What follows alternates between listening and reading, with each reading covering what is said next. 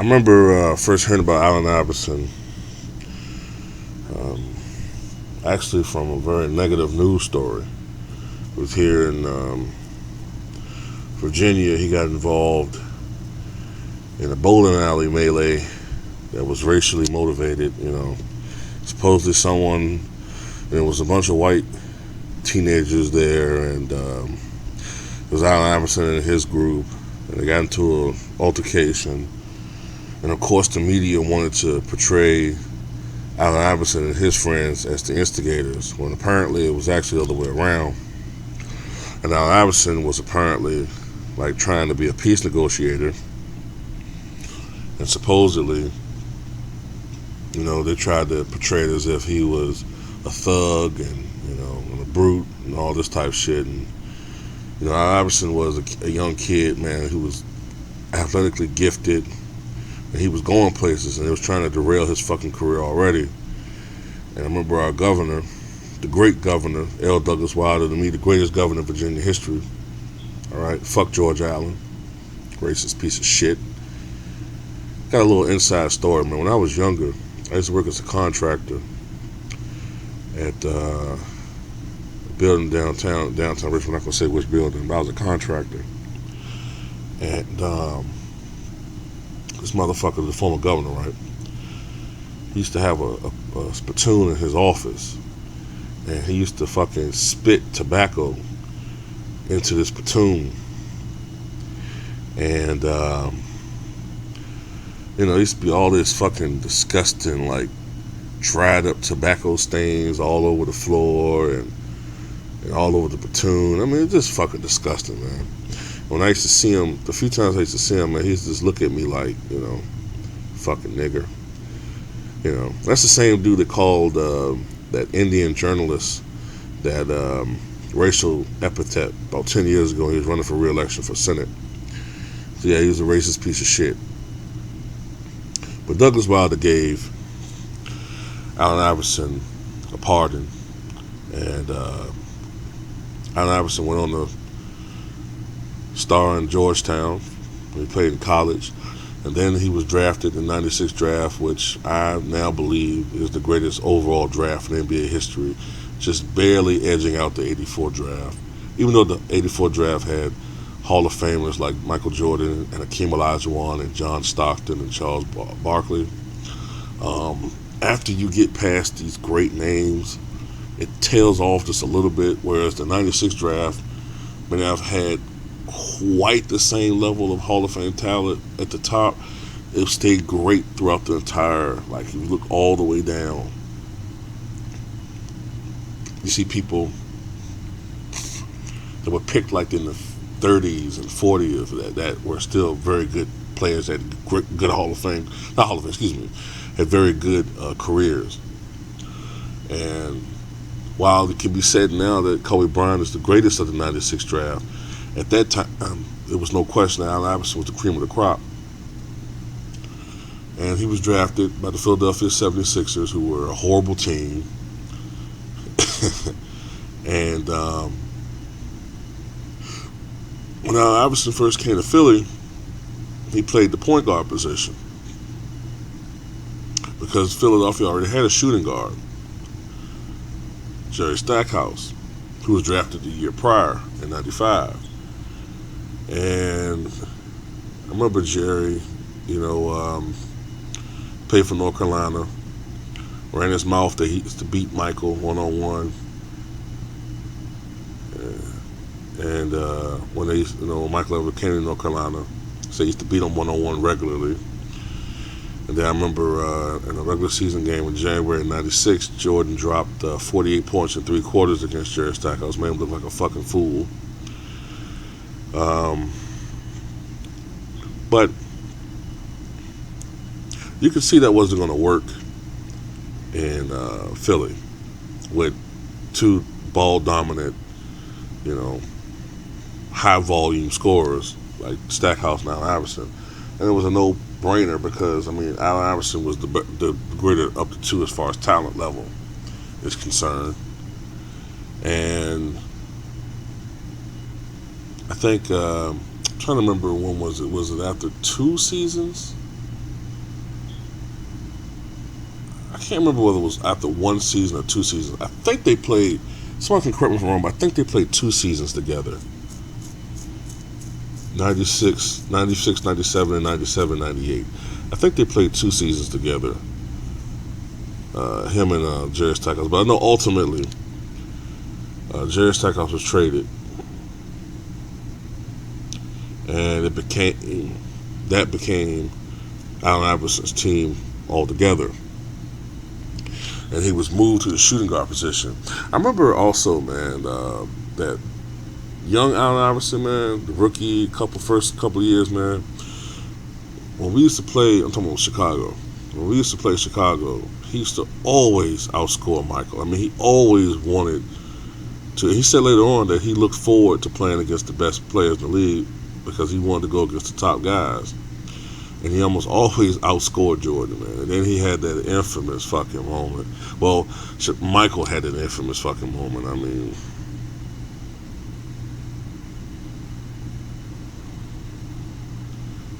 yeah, I still remember when I saw that, man, and I was like, God damn. But you know, Michael did recover enough to still,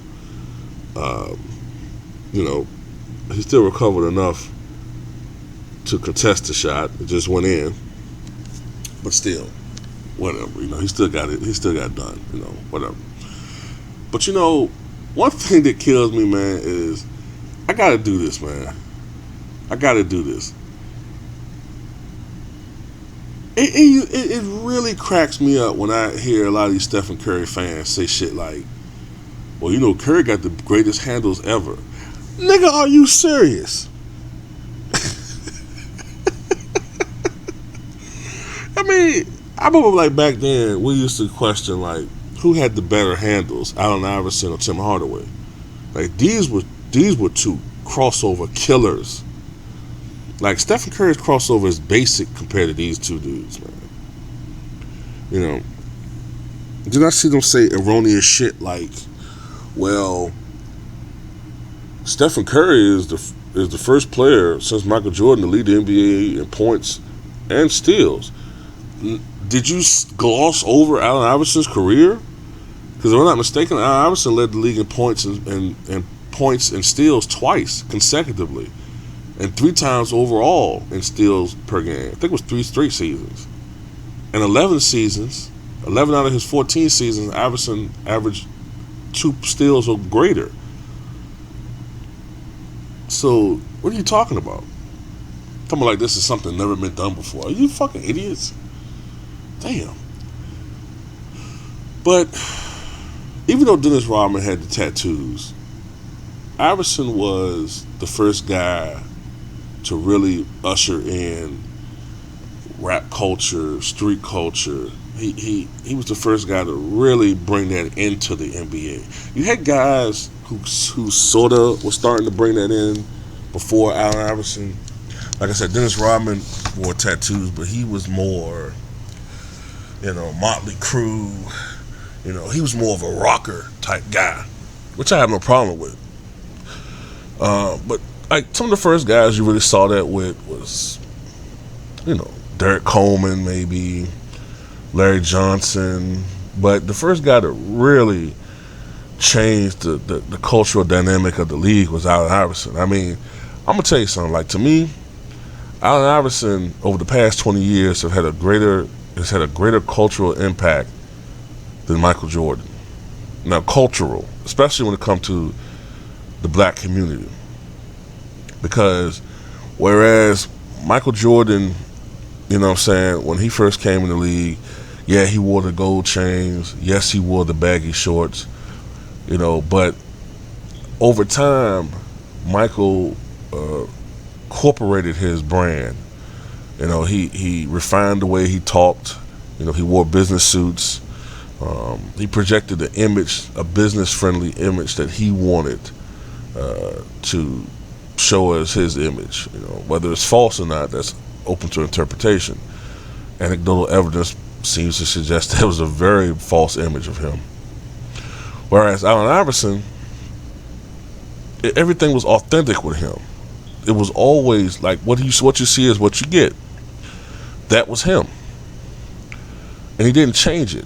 And for better or for worse, other players after him were this, pretty much, followed in suit.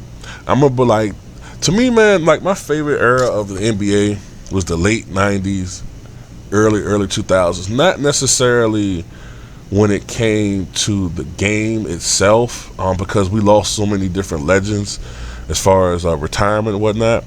But I could just relate to the players. Like, I remember, you had Allen Iverson. You had guys like what was his name, Moochie Norris.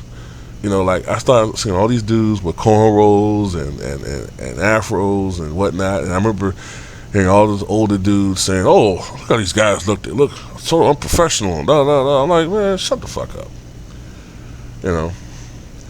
But you saw the guys wearing their hair natural, cornrows or afros, and even baggier shorts. And you saw a bunch of guys who were point guards who were trying to emulate Allen Iverson, later on coming into the league for varying degrees of success. And there was an emphasis on the shooting guard position or the point guard position, But Allen Iverson was in the league of his own. And I remember the year he took his team to the NBA Finals in 2001. He won league MVP, although Shaq felt like he should have won it that year. And I remember he had a season for the ages. And I remember he had an epic playoff series with the Toronto Raptors. I think it was the Eastern Conference semifinals. And it was the same series where Allen Iverson dropped 50 in 2 games. In that series, I think he's still the last guy to ever drop 50 points in a playoff series more than once.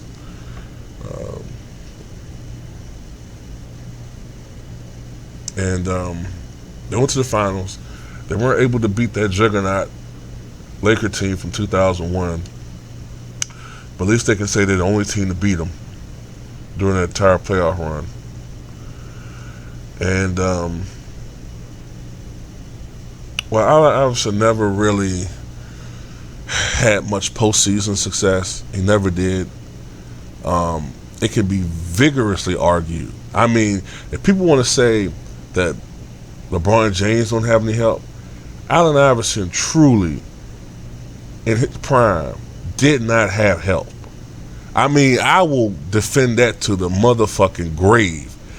Out of all the superstars I've seen, Allen Iverson produced the numbers he did with the least amount of so-called help I've ever seen. Okay? Now, you want to talk about a guy who didn't have help.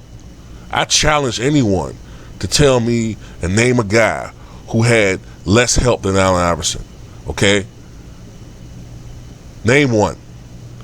Like, the best scorer that Iverson played with in his prime was Aaron McKee, a name that will resonate with no one under the age of 30. No one. The best player that he played with some years were probably, Dikembe Mutombo, who's in the Hall of Fame, or going to the Hall of Fame. I can't remember whether he's inducted already or not. But he was never known for his offensive prowess. But Allen Iverson was a premier and prolific scorer. All right. Yes, he did not shoot very well from the field, 42.5%. But the guy was 6 feet and 160 pounds. And when you're that size, you're going to be challenged as far as, scoring in the NBA. But he was able to put up 26.7 points per game. 5th all time, I think, behind only Jordan, Chamberlain, Elgin Baylor, Jerry West, and I think LeBron James. Other than those cats, he scored more per game than anybody else. In the postseason, he averaged 29.7 points per game, second only to the great Michael Jordan. Second only to one guy. All right. He was a scoring machine. 3 times in the postseason, if I'm not mistaken, Allen Iverson put up 50 points or more. Twice against the Toronto Raptors in that series, and I think he did it again against the Charlotte Hornets. Put up 55, his personal best. You know, I mean, when he was on, he was on. I remember when he dropped 60 points against the Orlando Magic. You know, I mean, offensively, he was in a league of his own sometimes. When he got hot, yes, he could be cold, and when he was cold, he was frigid. I mean, he would have games shooting like 6 of 30. You know what I'm saying? Yeah, he could be cold, but when he was hot, he was beautiful to watch. His jumper would be flowing. You know, a guy who was only a 31% three-point shooter, all of a sudden like the best shooter in the league. You know. But his tenaciousness, like, I never seen a guy, you know, his size. I'll put it like this. I think I did a video a couple months ago whether or not I think that Allen Iverson is the greatest little man of all time, even greater than Isaiah Thomas. And I think that heart for heart, they're at least equal. I've never seen a guy that size, you know, play with the heart that he did. I think Shaq even alluded to that. You know, the guy would get knocked on his ass, get right back up. You weren't gonna, you know, punk him. And like I said, Zeke had talent around him. Zeke had the likes throughout his career of Bill Laimbeer, Dennis Rodman, John Sally, Rick Mahorn, Adrian Dantley, Mark Aguirre. You know what I mean? He had players around him, Joe Dumars. He had people around him who could score, who could defend, who could rebound, do all of the necessary things needed in order to ensure team success. Allen Iverson, for long stretches of his career, was playing with middling talent. Like, for some years, the best teammate he had was a guy like, you know, Lee Nalon, or, as I said earlier, Mutombo, who was a great defensive player, but somewhat a little bit one-dimensional in some areas, or Aaron McKee. You know what I mean? Or the other guy. He'll lose me right now. The point guard. Didn't have much of a shot. Maybe his name will pop into my head later on. But he didn't play with great talent. I think he played with Larry Hughes a couple of seasons. I could just only imagine if Allen Iverson played with a complimentary guy. You know, I'm pretty sure that Iverson wouldn't have cared about scoring if he could have got help in his prime. And he never really did. Now, later on, he played with, you know, guys like Carmelo Anthony and what have you. But at the time, Allen Iverson was starting to slip as a player. And I'm convinced now that Carmelo is not the type of guy that you will win a title with. He could be a complimentary guy, but not the leading guy. He needs other pieces involved. But Allen Iverson kind of had an unceremonious end to his career. I didn't like the way that he was sort of blackballed from the league toward the end. You know, it kind of reminded me of the way that Major League Baseball did Barry Bonds after he broke the home run record.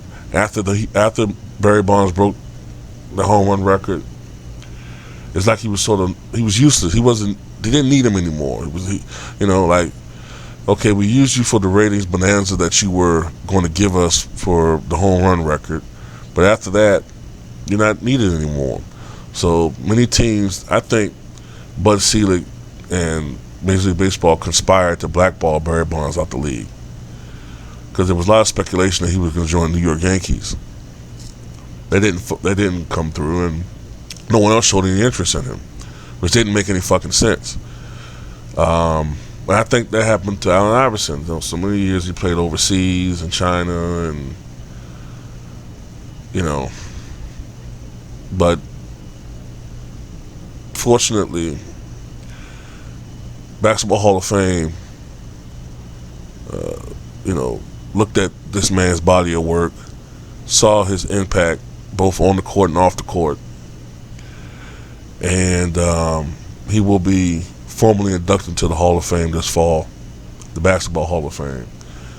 It's interesting to see. I'm interested to look to see what he says in his speech.